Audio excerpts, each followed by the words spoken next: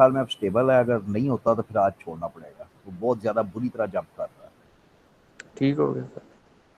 अच्छा भाई, तुमने क्लास लिखी, तुमने सेटर्स बनाए, गेटर्स बनाए, कंस्ट्रक्टर, डिस्ट्रक्टर, ये सारी चीज़ें हमने बेसिकली की हैं। अब सिर्फ एक चीज़ हम आज करेंगे, वो डायनेमिक मेमोरी एलोकेशन है, बस दैट्स इट। कोई इतना लंबा टॉपिक नहीं है। तो ये है लेक्चर 28 है, डायनेमिक मेमोरी एलोकेशन। तो डायनेमिक मेमोरी एलोकेशन तो हमने पढ़ ली है। वो थी कि मेलॉक, कैलॉक और उनके ज़रिए से हो रही थी, ठीक है ना। फिर ये टॉपिक दोबारा क्यों आ गया है? तो हमने we did dynamic memory allocation using C language functions, इनमें कैलॉक था, है हाँ, कैलॉक, मेलॉक, री एलॉक और फ्री, ये फंक्शंस थे, ठीक है। अच्छा, इसमें दो बातें बड़ी ज़रूरी हैं। एक तो ये सी लैंग्वेज फंक्शंस थे, ठीक है। Remember that these are C language functions. और C language does not have objects, classes and objects. यही तो फर्क है सी और सी प्लस प्लस में, कि सी के अंदर क्लासेस और ऑब्जेक्ट्स का कोई कॉन्सेप्ट नहीं था, सी प्लस प्लस के अंदर क्लासेस और ऑब्जेक्ट्स आ गए, ठीक है। तो जो हमने फंक्शंस यूज किए थे, मेलॉक, कैलॉक, रीएलॉक, ये सारे ये सी लैंग्वेज के फंक्शंस थे, ठीक है। तो दीज फंक्शंस वर सिंपली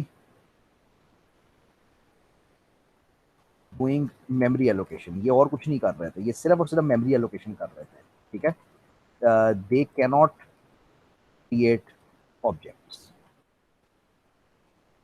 भाई सी लैंग्वेज के अंदर ऑब्जेक्ट का कॉन्सेप्ट ही नहीं है, क्लास ही नहीं है। तो जब तुम डायनेमिक मेमोरी एलोकेशन करने लगोगे ऑब्जेक्ट्स के लिए, तो तुम्हें ये होएगा कि तुम्हें हीप पे से मेमोरी तो मिल जाया करेगी, लेकिन ऑब्जेक्ट क्रिएट नहीं होएगा। ये बड़ी बकवास है इसमें, तो इनको यूज नहीं कर सकते। तो बेसिकली यही वजह है कि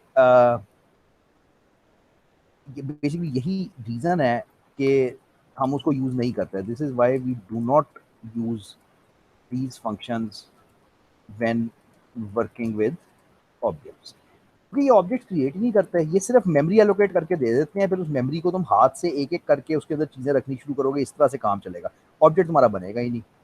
इस तरह तुम्हारा काम चल नहीं सकता, ठीक है ना। तो इसका इलाज जो हमारे पास है वो ये है कि C plus plus has two operators to deal with dynamic memory allocation. इन ऑपरेटर्स को न्यू और डिलीट कहते हैं, ठीक है। अच्छा, जमीन आसमान का फर्क है। उस साइड पे फंक्शंस थे, कैलॉक मैलॉक ये सब फंक्शंस थे। इस साइड पे फंक्शंस नहीं है, ये ऑपरेटर्स हैं। अब ये बड़ा अजीब लगेगा तुम्हें, ऑपरेटर्स तो होते हैं प्लस माइनस मल्टीप्लाई डिवाइड। तो ये न्यू और डिलीट ऑपरेटर्स कैसे हो गए? लेकिन बहरहाल वो जिस तरह से कोड बेस बनी हुई है, ये ऑपरेटर्स ही हैं, दीज आर नॉट फंक्शंस, ठीक है। तो अब हमने ये सीखने हैं और इनके साथ काम करना है, ठीक है। तो न्यू डज टू थिंग्स। एक तो ये डायनेमिक मेमोरी एलोकेशन करता है, वही जिस तरह पहले वो करते थे, यानी तुम्हें हीप के ऊपर मेमोरी देता है, वही पुरानी बातें हैं। और दूसरी चीज ये करता है कि इट क्रिएट्स ऑब्जेक्ट्स, यानी ये इट कॉल्स कंस्ट्रक्टर्स। कंस्ट्रक्टर एक ऐसा स्पेशल फंक्शन था जो उस वक्त खुद ब खुद कॉल होता था जब ऑब्जेक्ट बनता था। अब न्यू जब तुम इस्तेमाल करोगे तो न्यू की मदद से मेमोरी तो मिलनी है, उसके बगैर तो काम चल ही नहीं सकता। हीप के ऊपर तुम्हें मेमोरी मिलेगी, लेकिन साथ साथ ये ऑब्जेक्ट क्रिएट भी करेगा, ठीक है। और इसी तरह से डिलीट भी डज टू थिंग्स। ये पहले डिस्ट्रॉय करता है, डिस्ट्रॉयज ऑब्जेक्ट, यानी कॉल्स द डिस्ट्रक्टर अगर लिखा हुआ है तो। और उसके बाद ये मेमोरी डी एलोकेशन करता है, मेमोरी को खत्म करता है, ठीक है। तो हम बेसिकली ये वाले ऑपरेटर्स यूज करके सी प्लस प्लस में अब काम करेंगे। तो इनसे काम शुरू करते हैं ज़रा। कहाँ से शुरू होता है? यहाँ से शुरू होता है। तो अगर मैं बात को बहुत ही सादा रखूं और मैं सिर्फ न्यू इंट लिख के काम करूं, न्यू इंट गया। मैं बताता हूँ। एक तो कल तू था नहीं, तो हमने ये वेक्टर की क्लास कल लिखी थी। इसको मैं अभी तुम्हें थोड़ी देर में बताता हूँ, लेकिन अभी मुझे ये चाहिए नहीं है। तो अभी मुझे ये चाहिए सिर्फ कि मैं तुमसे कहता हूँ कि create an integer on heap. तो तुम्हारे पास दो रास्ते थे। तुम मैलॉक यूज कर लेते थे, मैलॉक यूज करके तुम उसको कहते थे कि 4 बाइट्स दो, फिर वो टाइप कास्टिंग होती थी, पॉइंटर आता था, वो सारा कुछ होता था। अब यही काम मैं न्यू के जरिए से करने लगा हूँ। मैं लिखूंगा न्यू इंट बस। अब न्यू इंट से ये होएगा कि उसने आपको हीप के ऊपर एक इंटीजर की जगह दे दी है। यानी वो ही जिस तरह यार मैलॉक कैलॉक करते थे कि हम उसने हीप के ऊपर आपको एक इंटीजर का स्लॉट दे दिया, एक इंटीजर की जगह दे दी है, और तुम्हें एक पॉइंटर रिटर्न कर देगा जिसको तुम इंट स्टार आईपीटीआर में स्टोर करवा लोगे। अब इसकी समझ उस वक्त आएगी जब तुम इसको मैलॉक कैलॉक के साथ कंपेयर करोगे। उसमें क्या होता था, उसमें हम मैलॉक या कैलॉक के जरिए से मेमोरी लेते थे, वो हमें एक वॉइड पॉइंटर रिटर्न करता था। उस वॉइड पॉइंटर को हम टाइप कास्ट करते थे और कास्ट करके एक नॉर्मल पॉइंटर में रखते थे। अब इसमें काफी आसान है, इसमें कोई टाइप कास्टिंग नहीं करनी, खुद ब खुद तुम्हें सही पॉइंटर रिटर्न होएगा, और तुम आगे तुम्हें आता है उसी पॉइंटर के जरिए से तुम उसके अंदर से कुछ रखवा लो और उसको सी आउट करवा लो।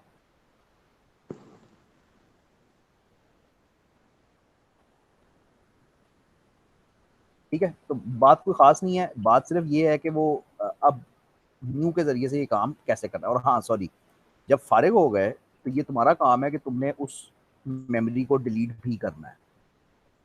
यानी यहाँ पे वही प्रॉब्लम्स आ जाती हैं कि जब हीप के ऊपर से तुम मेमोरी लेते हो तो मेमोरी मिल तो जाती है, लेकिन अगर वो तुम वापस नहीं करोगे तो वो मेमोरी लीक हो जाती है। ठीक है, नंबर वन। नंबर टू ये था कि उसमें हम इधर चेक करते थे कि हमें मेमोरी मिली भी है या नहीं, तो वो यहाँ पे भी चेक करो। If I P T R is equal to null, यानी अगर मेमोरी नहीं मिली किसी वजह से, तो हम मैसेज दे देते हैं कि नॉट गिवन। तो यही करते थे ना कि हम चेक करते थे कि अगर पॉइंटर वापस नल आया है तो दैट मीन्स कि हमें मेमोरी नहीं मिली। तो सिंपल। हम वहाँ पे उसके अंदर क्या करें, डिमांडिंग लोकेशन के अंदर करते थे, वो फंक्शन लिख देते थे हम नहीं समझ आई कि क्या वो मत। डिमांडिंग लोकेशन, हाँ लोकेशन के अंदर जब हम हब के अंदर जाते थे लोकेशन लेने के लिए, एक फंक्शन के जरिए लेते थे ना।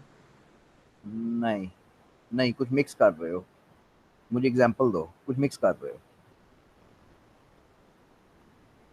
नहीं ना, मतलब अगर मैलॉक कैलॉक के जरिए से करते थे तो वो ऐसे करते थे कि कैलॉक के जरिए से उसको कहते थे कि 4 बाइट्स दे दो, इस ये वॉइड पॉइंटर रिटर्न करता था, इसको कन्वर्ट करते थे इंट पॉइंटर में और इसको स्टोर करवा लेते थे इंट स्टार आईपीटीआर में। ये होता था ना।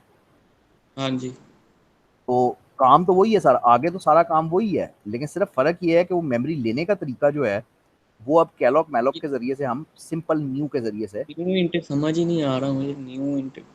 न्यू इंट का मतलब है कि न्यू न्यू क्या करता है। नई चीज। ना ना ना, न्यू डायनेमिक मेमोरी एलोकेशन करता है। न्यू अच्छा कमेंट। दो dynamic memory allocation, dynamic memory allocation क्या होती थी, लोकेशन ठीक हो गया। हीप के ऊपर से यानी मेमोरी कि लेना। हीप के ऊपर से मेमोरी लेना। हाँ, तो जो कैलॉग कर रहा था, कैलॉग भी तो यही कर रहा था ना, हीप के ऊपर से चार यही है। बाइट्स दे रहा था। तो समझ आ। न्यू भी वही करता है। हाँ, न्यू के आगे फर्क सिर्फ ये है कि न्यू के आगे डेटा टाइप लिखनी होती है। ठीक है। अच्छा, अब इसमें पावर बहुत सारी है न्यू में। एक पावर ये है कि तुम इसके आगे इधर ब्रैकेट में 10 लिख दो, तो ये अब तुम्हें 10 इंटीजर्स की अरे दे देगा, और उस अरे का जो स्टार्टिंग एड्रेस होएगा वो आई पी टी आर होएगा। खैर हमने इस ये तो नहीं करना, हमने ये करना है कि हमने कल लिखी है एक वेक्टर की क्लास। इसको जरा एक नजर मार लो क्लास को।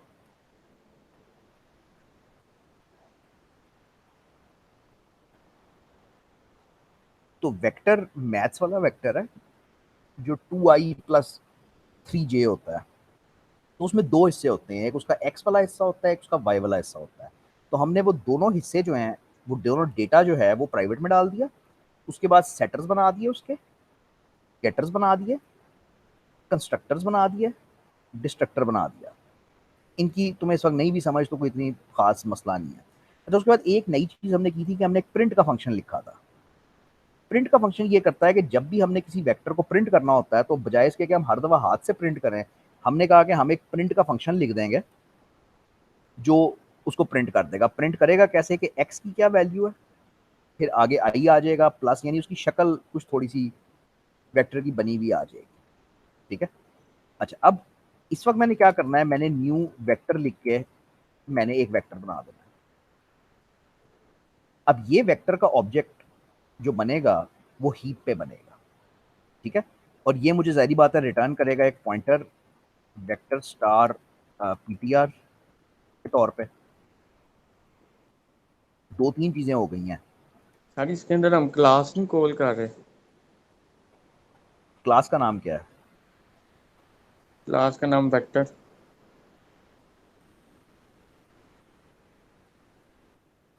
इन दोनों को आपस में कंपेयर करो।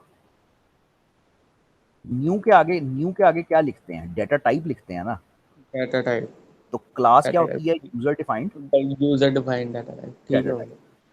तो या एक और तरीके से कहूं तो तुम इस तरह से वेक्टर v1 जब बनाते थे तो क्या होता था, v1 एक ऑब्जेक्ट बन जाता था इस क्लास का। ठीक है। लेकिन ये बनता था स्टैक के ऊपर। और फर्क सिर्फ इतना है कि जब तुम न्यू लिखते हो तो ये तमाशा होता है हीप के ऊपर, अब जिसको तुम डायनेमिक मेमोरी एलोकेशन कहते हो। अच्छा, अब इसको मैं हटा देता हूँ, इसको, हाँ इसको हटा दो, ऊपर ले जाओ। ठीक है। और इसको कर दो कमेंट। चलिए, तो मैंने एक वेक्टर, अब इस लाइन पे क्या क्या हुआ है, सॉरी मैं तुम्हें ये बता रहा था। तो न्यू ने ये किया है कि हीप के ऊपर तुम्हें मेमोरी दी। न्यू वेक्टर ने ये किया है कि वेक्टर क्लास का ऑब्जेक्ट बनाया है, यानी कंस्ट्रक्टर कॉल होएगा, एक ऑब्जेक्ट बनेगा, और उस ऑब्जेक्ट का पॉइंटर तुम्हें पकड़ा दिया है पीटीआर। तुम्हारे दिमाग में जो तस्वीर होनी चाहिए वो ये है कि हीप के ऊपर कहीं पे एक ऑब्जेक्ट बना है वेक्टर क्लास का, उसके दो चीजें हैं, उसके अंदर एक्स है सारी बात है, और उसके अंदर वाई है, और उसका तुम्हारे पास पॉइंटर आ गया उस ऑब्जेक्ट का। ठीक है। वो तुमने सेव कर लिया है पीटीआर में। ऑब्जेक्ट का नाम नहीं है तुम्हारे पास, याद रहे, नाम तो हीप के अंदर हो ही नहीं सकता ना, सिर्फ पॉइंटर ही होता है। तो ये कहानी अभी तक चल पड़ी है इस एक लाइन से। अब तुमने इसके अंदर डेटा डालना है और डेटा निकालना है और इस किस्म के काम करने हैं। या बल्कि इसी स्टेज पे अगर मैं तुम्हें कहूं कि इस वेक्टर को प्रिंट करवाओ, तो तुमने बेसिकली उसका प्रिंट का मेथड कॉल करना है। कैसे करोगे? Any idea? मैं क्लियर कर दूं मैं क्या कह रहा हूं। क्लास है, उसके अंदर एक प्रिंट का फंक्शन है। अब मैं तुम्हें कह रहा हूं कि उसका प्रिंट का फंक्शन कॉल कर दो। मैं करवाता हूँ सर। इसके अंदर start PTR star PTR void, नहीं vector star PTR dot print का फंक्शन आ जाएगा। ठीक है, तकरीबन तकरीबन ठीक है। दो रास्ते हैं। अगर तुम इस तरह से करना चाहते हो तो तुम्हें ब्रैकेट लगाना पड़ना है, ये मुसीबत है। मैंने वेक्टर वो स्टार ऑपरेटर पीटीआर भी प्रेसिडेंस ऐसा है कि अगर तुम इस तरह, नहीं वेक्टर तो नहीं ना लिखेंगे। ठीक हो गया। वेक्टर क्यों लिखेंगे? क्लास वेक्टर नहीं लिखेंगे। नहीं हाँ, नहीं, वो नहीं ना, देखो ना, H PTR T one PTR एक दो ठीक पॉइंटर हो है। गया, हाँ, समझ आ पीटीआर गई। एक पॉइंटर है जो इधर, हाँ उसको डी रेफरेंस करोगे तो तुम्हारे हाथ में ये ऑब्जेक्ट, देखो ना, तुम्हें ये ऑब्जेक्ट चाहिए ना, तो उसको अगर तुम सिर्फ डी रेफरेंस कर दो तो तुम्हारे पास ये ऑब्जेक्ट आ जाएगा। तो वी खैर ये वन ठीक है डॉट बिल्कुल। एक दूसरा रास्ता ये है कि पीटीआर के जरिए एरो ऑपरेटर यूज करके, ये ज्यादा साफ सुथरा रास्ता है। काम दोनों ने एक ही करना है, मैं दिखाता हूँ तुम्हें। काम दोनों ने एक ही करना है, दोनों ने प्रिंट का फंक्शन कॉल करना है। प्रिंट का फंक्शन ये प्रिंट कर देता है 0i प्लस 0j। पॉइंट ये है कि यहाँ पे तुमने डी रेफरेंस किया, यानी यहाँ पे तुम्हारे हाथ में ये ऑब्जेक्ट आ गया है, तो फिर ऑब्जेक्ट के साथ तो डॉट ही लगता है, तुम्हें पता है।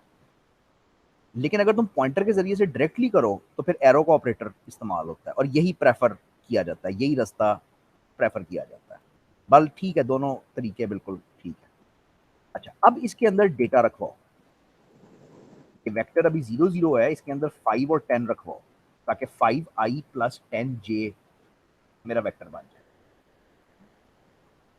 सर जी इसके अंदर लेते हैं इंट,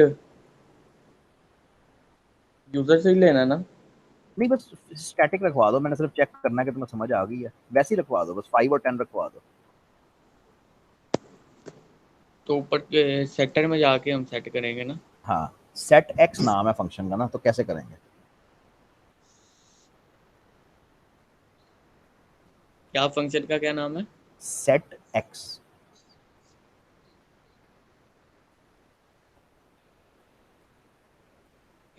स्टार पीटीआर को कॉल करके।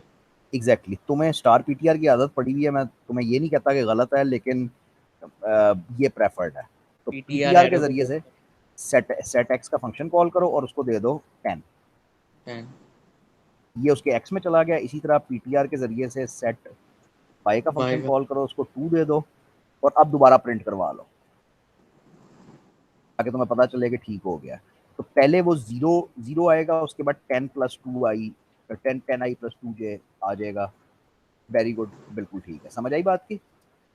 Yes sir. चलो ठीक है। अच्छा, अब ये बेसिक मैनिपुलेशन है, ये तो हमारी इंट की हो गई, इसको नहीं हम कर रहे, ये सिंपल है।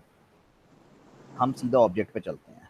हाँ, ये हमने अब ये किया है कि एक ऑब्जेक्ट के साथ न्यू इस्तेमाल किया, उसका पॉइंटर पकड़ा है और उसके साथ हमने काम करना शुरू कर दिया।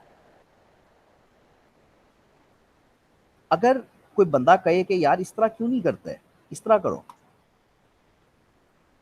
डेट कोई क्लास है, डेट एक क्लास है जिस तरह हमने वेक्टर बनाई है, तो वो कहता है कि तुम मेलॉक के जरिए से ये काम मेमोरी एलोकेशन कर लो, तो वो ठीक है, वाकई हो जाएगी मेमोरी एलोकेशन, लेकिन ऑब्जेक्ट नहीं बनेगा।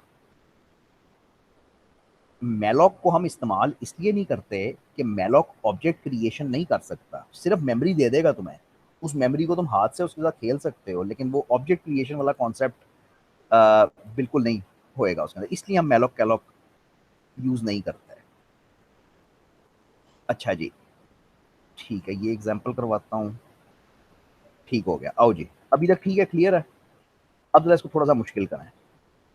या तुम कल थे नहीं, लेकिन तुम्हें कंस्ट्रक्टर का कॉन्सेप्ट पता है। ये कंस्ट्रक्टर है, कुछ पता है कॉन्सेप्ट थोड़ा कंस्ट्रक्टर कैसे चलता है। थोड़ा बहुत। कंस्ट्रक्टर ऐसे चलता है कि जब भी तुम एक ऑब्जेक्ट क्रिएट करते हो, कंस्ट्रक्टर खुद ब खुद कॉल हो जाता है। मैंने जैसे ही एक ऑब्जेक्ट क्रिएट किया, अगर बनाया ना हो तो सर तब क्या होता ना कॉल। नहीं, ऐसे नहीं है। अगर तुमने कंस्ट्रक्टर नहीं बनाया हुआ तो सी लैंग्वेज तुम्हें खुद ब खुद एक कंस्ट्रक्टर देती है, लेकिन वो कंस्ट्रक्टर वही खाली मैं कह होता है। रहा हूँ। हाँ, वही मैं कह रहा हूँ। ठीक है। तो कंस्ट्रक्टर खुद ब खुद कॉल होना है जब भी एक ऑब्जेक्ट बनना है। अगर तुम्हें इसका प्रूफ चाहिए तो इसका प्रूफ ये है कि तुम यहाँ पे जाके एक सी आउट लिख दो।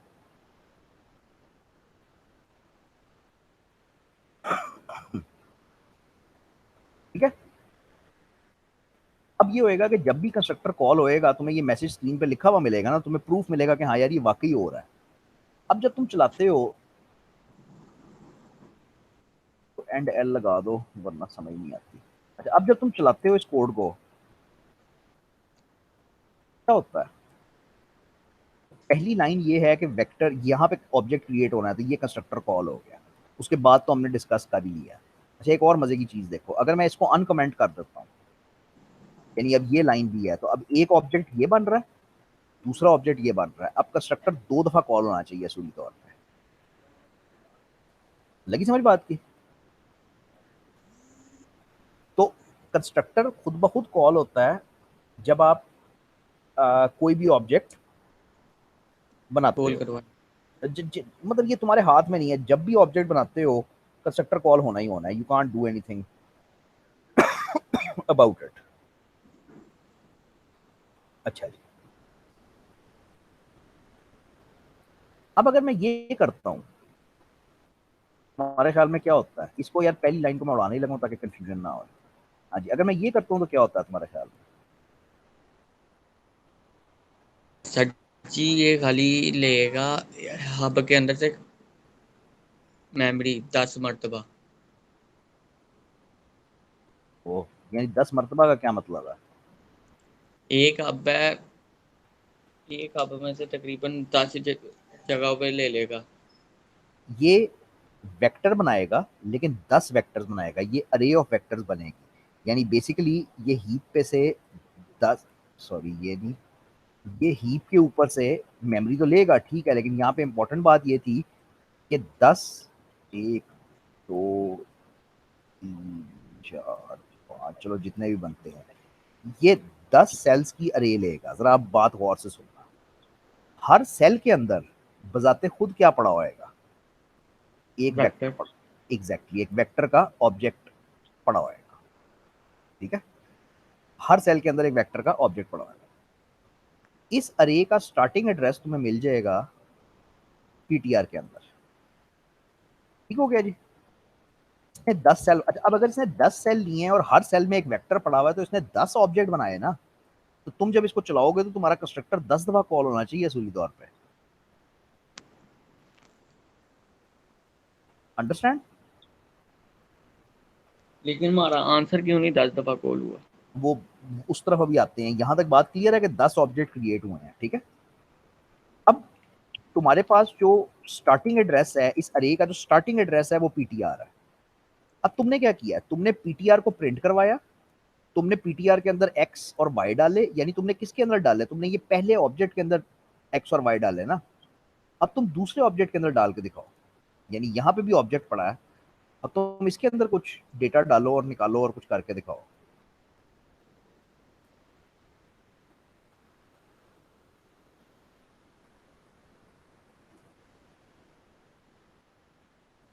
नहीं समझ आई? जी वो आज सिंपल सिंपल बात है, अब हम तुमने खुद दूसरे ही। बना रहे हैं ना, पहले तो हमने पहली हब का नाम रखा पीटीआर, नहीं नहीं नहीं, दूसरी हब का नाम चेंज करते हैं। नाम तो है ही नहीं ना, मतलब हमारे पास एक अरे बन गई है, 10 सेल्स हैं उसके, उसके पहले सेल की तरफ एक पॉइंटर है पीटीआर, बस हमारे पास ये है।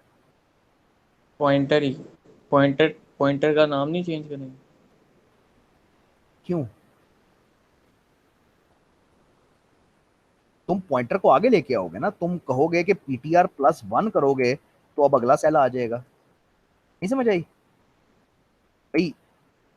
पीटीआर पॉइंट कर रहा था पहले सेल की तरफ, तो अगर अगले सेल की तरफ जाना है तो पीटीआर प्लस वन करोगे।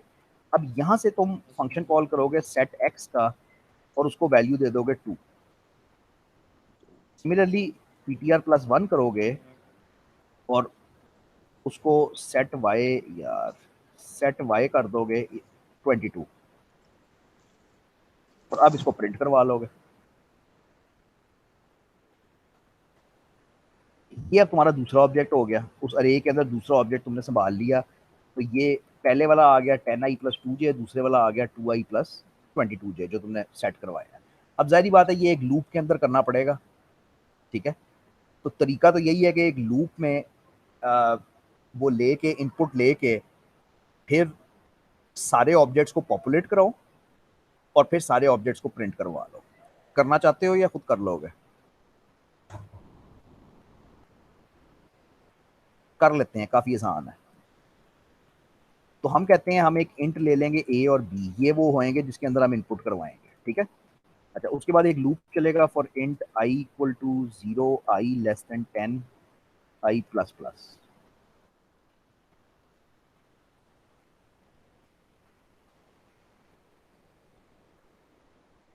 अच्छा जी, अब इस लूप में आते ही हम पहले तो करवाएंगे सी इन ए। ये बहुत ज्यादा हो जाएगा, इसको छोटा कर लो, 5 की कर लो, वरना हम इनपुट ही करते रहेंगे सारा दिन। 5 की कर लो इसको, तो ए कर लो और फिर सी एन बी कर लो, दो इनपुट्स हमने ले ली। अब हम कहेंगे पीटीआर प्लस आई, पीटीआर प्लस आई, ताकि हर दफा वो लूप की मदद से डिफरेंट डिफरेंट सेल्स को मैनिपुलेट करता रहे। यहाँ पे ए रखवा देंगे, यहाँ पे बी रखवा देंगे, प्रिंट ना करवाओ, प्रिंट नीचे जाके करवा लेंगे। ये सारी इनपुट हो गई, अब जाके उसको प्रिंट करवा लो,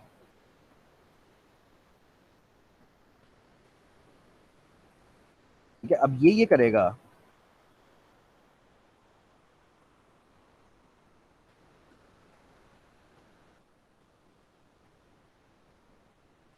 अब ये मांगेगा 5 दफा इनपुट, मैं सीधी सीधी इनपुट ऐसे दे रहा हूँ,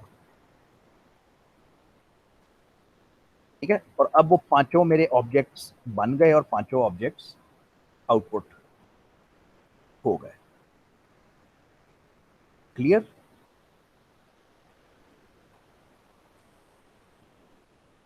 मुश्किल काम है थोड़ा सा, लेकिन देखो अगर पल्ले पड़ती है तो। गुम हो गए हो? नहीं नहीं।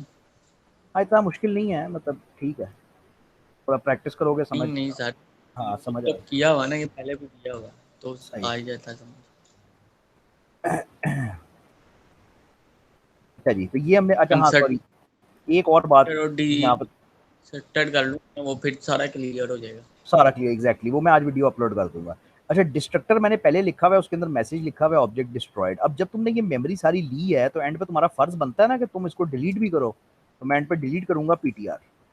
अब यहाँ पे एक इंटरेस्टिंग चीज है, जरा देखना यार, ये मैं, मुझे हर दफा ये करना पड़ेगा, तो मैं इसको कमेंट कर रहा हूँ फिलहाल के लिए, वरना मुझे हर दफा वो एंटर करना पड़ेगा। मैं तुम्हें सिर्फ इसको डिलीट पीटीआर दिखा रहा हूँ। लो जी, कुछ बताओ मुझे, कुछ सही है गलत है, क्या कहानी।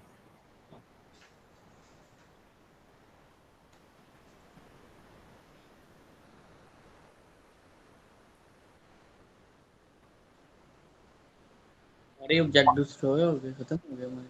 5 ऑब्जेक्ट्स बने थे, डिस्ट्रक्टर सिर्फ एक दफा कॉल हुआ है, इसका मतलब है सिर्फ एक ऑब्जेक्ट डिस्ट्रॉय हुआ है, तो ये ठीक तो नहीं है ना। सही है, ठीक है।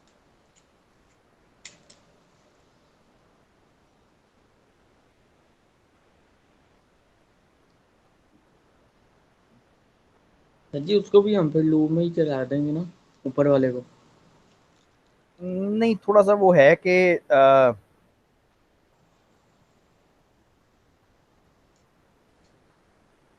थोड़ा सा ये है कि करना ये पड़ता है। तो यार नहीं, ये थोड़े बस मसले की नौयत समझोगे, तुमने जब अरे बनाई तो 5 ऑब्जेक्ट्स तो बन गए, ऐसे ही होना चाहिए था। लेकिन जब डिस्ट्रॉय करते हो तो तुम्हें उसको बताना पड़ता है कि मैं एक अरे डिस्ट्रॉय कर रहा हूँ। तुम्हें एक निशान लगाना पड़ता है, जिससे ये होता है कि उसको पता चल जाता है। बेसिकली जब तुम डिलीट पीटीआर लिखते हो ना, तो सिर्फ जो पीटीआर के ऊपर ऑब्जेक्ट पड़ा होता है ना, वो उसको डिस्ट्रॉय करता है। अब ये बात ठीक नहीं है, ये अच्छी नहीं बात, लेकिन बहरहाल ऐसे ही है कि जब तुम वो करते हो, अ, डिलीट मतलब जब ऑब्जेक्ट। तुम डिलीट करते हो तो तुम्हें उसको निशानदेही करने की जरूरत होती है कि वो एक अरे ऑफ ऑब्जेक्ट्स सर है। हमने इधर तो खाली वही डाली है, लेकिन रे की वैल्यू नहीं लिखी, तो ये 5 दफा खुद ही हो गया कॉल। हाँ हाँ एग्जैक्टली, क्योंकि वो रियलाइज करता है कि ये, हाँ हाँ ऐसे ही है, बिल्कुल ऐसे ही है, वो रियलाइज करता है कि ये वो है, एक अरे अरे ऑफ ऑब्जेक्ट्स है, और वो उसको वहां पे वो कर देता है, बिल्कुल ऐसे ही।